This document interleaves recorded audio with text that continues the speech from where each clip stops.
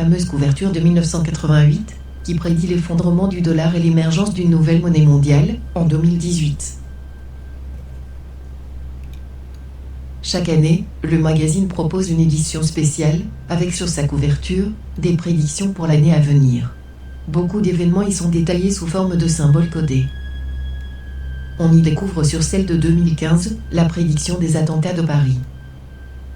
Ils ont indiqué le lieu, à cette époque, le tableau de Léonard de Vinci, La Belle Ferronnière, se trouvait à Paris au Louvre.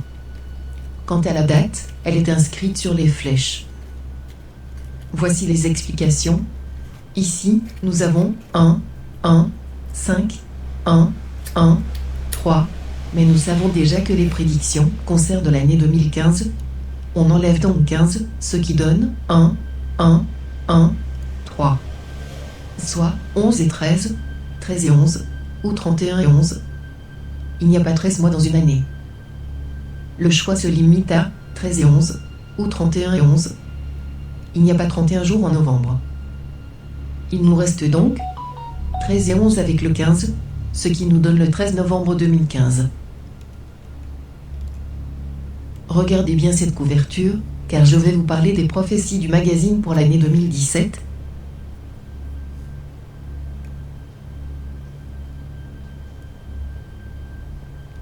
Les élites agitent une nouvelle fois le chiffon rouge, avec le risque d'une guerre de religion et la montée en puissance de la Russie. En d'autres termes, nos médias concentrent l'information sur le terrorisme et sur Poutine. Ici, on voit également la destruction brutale du Vatican, ce qui nous laisse entrevoir que le Saint-Siège pourrait subir une grave crise durant cette année. Les grands électeurs américains valident le résultat de l'élection et nomment Donald Trump président des USA. On assiste à la cérémonie d'investiture du président américain, et cette passation de pouvoir entre Obama et Trump se déroule comme prévu le 20 janvier.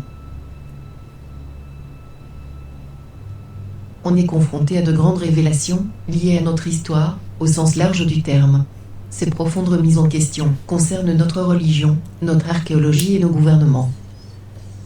Nos élites craignent de plus en plus Internet, car cette arme redoutable fait circuler l'information dans toutes les sphères de la société. De plus en plus de gens se réveillent et voient le monde tel qu'il est réellement. Le peuple européen prend conscience, grâce aux lanceurs d'alerte, qu'il est dupé de tous les côtés et dit « stop ». Le peuple dit « non » au traité de libre-échange transatlantique. Non à l'accord de partenariat transpacifique. Non à l'Europe. Les citoyens utilisent leur seul recours, les urnes et font trembler l'Europe sans toutefois la faire imploser. En tout cas, pas cette année. Le monde connaît des heures sombres. Le champignon nucléaire fait peut-être référence au nombre important de victimes. Est-ce une catastrophe naturelle de type épidémie? Ou une catastrophe liée au climat? Ou même, s'agit-il d'une catastrophe qui engendre l'autre? La haute technologie, et on parle ici du numérique, connaît une spectaculaire avancée, notamment dans le domaine de l'impression 3D et de la réalité virtuelle. Gardez bien à l'esprit que cela va véritablement bouleverser la vie du grand public, et vous n'imaginez même pas à quel point. Les applications qui concernent les technologies en question n'ont aucune limite. Comme je vous l'ai dit précédemment, le peuple veut changer de monde et utilise les urnes. On a une roue de la fortune qui s'arrête ici, pour Marine Le Pen, sur le soleil. Elle brille dans les élections présidentielles françaises. Soit elle est élue présidente de la République, soit elle finit deuxième, très proche de son adversaire. Dans tous les cas, elle figure au deuxième tour des élections. Pour la chancelière allemande, Angela Merkel, ça se passe moins bien, car elle est évincée de la scène politique lors des élections fédérales allemandes de 2017.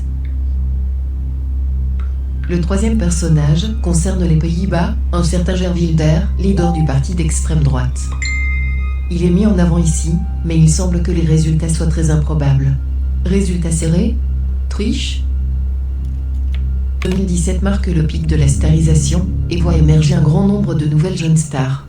C'est indéniable, la réussite appartient à celui ou celle qui compte dans son réseau le plus grand nombre de fans, et la tendance n'est pas prête de s'inverser. Merci à tous de m'avoir écouté.